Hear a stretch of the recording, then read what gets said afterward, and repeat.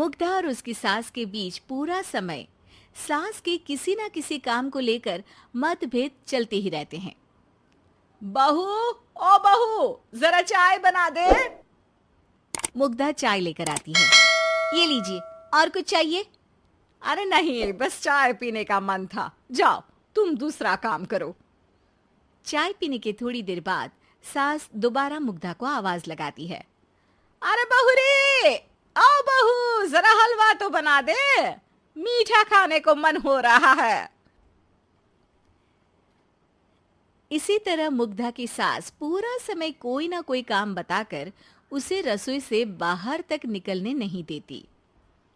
कभी चाय, कभी हलवा, कभी पानी तो कभी दूध, हर समय खाने को चाहिए और उसके लिए अपने हाथ पैर बिल्कुल नहीं हिलाने।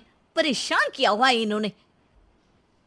सास की जबरदस्ती परेशान करने की आदतों से दुखी मुग्धा एक शाम सचिन के साथ अपने कमरे में बैठी हुई बात कर रही होती है। सुनो जी, मम्मी जी की ये जानबूझकर मुझे परेशान करने की फरमाइशों से मैं बहुत फ्रस्ट्रेट हो चुकी हूँ। पूरे दिन में 1 सेकंड का आराम नहीं मिलता। रसोई से बाहर कदम रखती नहीं कि बहू ये बना दे, बहू री वो बना दे। अरे इनकी फरमाइशें चलती ही रहती है। अरे मुग्धा, माँ खाने की शौकीन है, पर उम्र हो चली है, खुद खाना नहीं बना सकती, इसलिए तुमसे बोलती है। अरे तो शौक भी उम्र देख कर रखने चाहिए ना। समझ में नहीं आता, हर समय फेविकॉल का जोड़ लगाए सोफे से चिपके बैठी रहती है। इतना सब डाइजेस्ट कैसे हो जाता है उन्हें? अरे तुम मेरी माँ से इतनी नफरत कैसे कर सकती हो? मैं उनसे नफरत नहीं करती जी, बस परेशान हूँ। जहां मुग्धा अपने पति से ये सब बोल रही होती है, वहीं उसकी सास भी कमरे के बाहर दरवाजे से कान लगाए सारी बातें सुन रही होती है और अगली दोपहर रसोई में मुग्धा के पास जाती है। बहू, आज ना मेरा कुछ मसालेदार खाने का मन है। तो चाय बना दूं? मुझे बहुत पसंद है। अरे ना, ऐसा कर लिट्टी चोखा बना ले। और हाँ, जितना मसाला बातों में मिलाकर पति को सुनाती हो ना, सब्जी में भी वैसे ही डाला करो, खाना स्वादिष्ट बनेगा। सास की बात सुनकर मुग्धा हैरान रह जाती है। मतलब अब पूरा समय मुझ पर हुक्म चलाने के साथ बंद कमरे में हुई पति पत्नी की बीच की बातें भी सुनती है? अरे बात जब मेरी थी तो सुनने में क्या दिक्कत है? ये कहकर सास वहां से चली जाती है।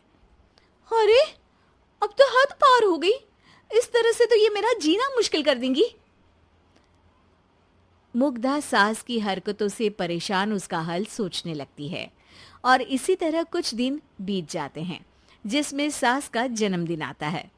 मुग्धा बहुत खुशी के साथ अपनी सास को एंड्रॉइड मोबाइल गिफ्ट करती है।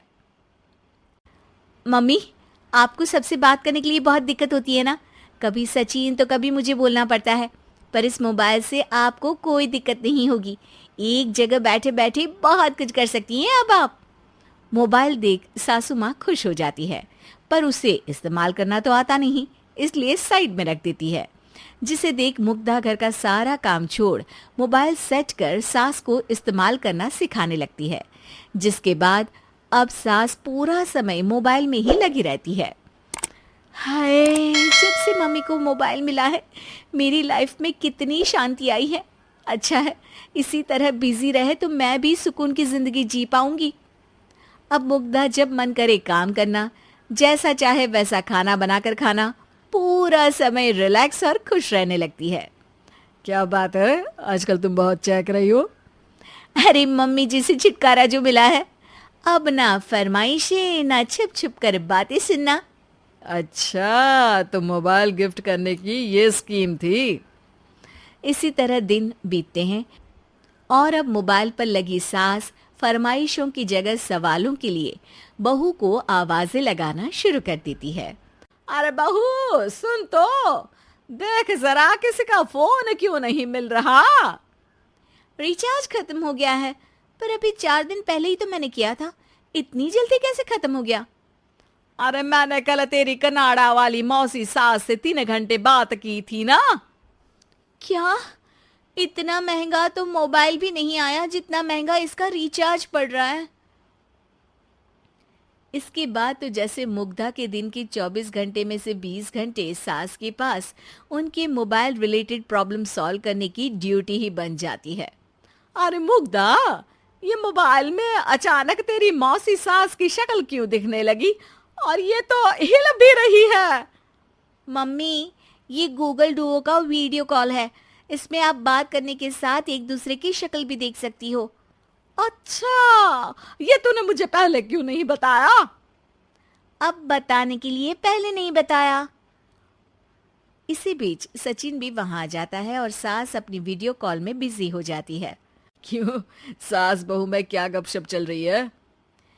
इसे गपशप नहीं, दिमाग का दही होना बोलते हैं। पर तुम तो मम्मी को मोबाइल देकर बहुत खुश थी, फिर क्या हुआ? हाँ, उसका सुकून भी कुछ ही दिन मिला। अब घर के टंटे खत्म हुए तो मोबाइल की टिंग टिंग शुरू हो गई। देखो भाई, कुछ पाने के लिए कुछ खोना तो पड़ता है। आखिर तुमने मोबाइल अपने फायदे के लिए ही तो दिया है, तो फिर सवालों के जवाब भी देने पड़ेंगे, क्योंकि जब तक उनके हाथ में ये फुंथरू रहेगा, तुम्हारी लाइफ में प्राइवेसी और सुकून रहेंगे। कहने का मतलब है अगर इससे प्यार बढ़े तो दाग अच्छे हैं। अरे मुझे पहले दिन से ही पता है मोबाइल किस मकसद से दिया गया है। भूलो मत, इससे पहले मैं बातें ही सुनती थी। सास की ये बात सुनकर मुग्धा शॉक में और सचिन हंसता रह जाता है।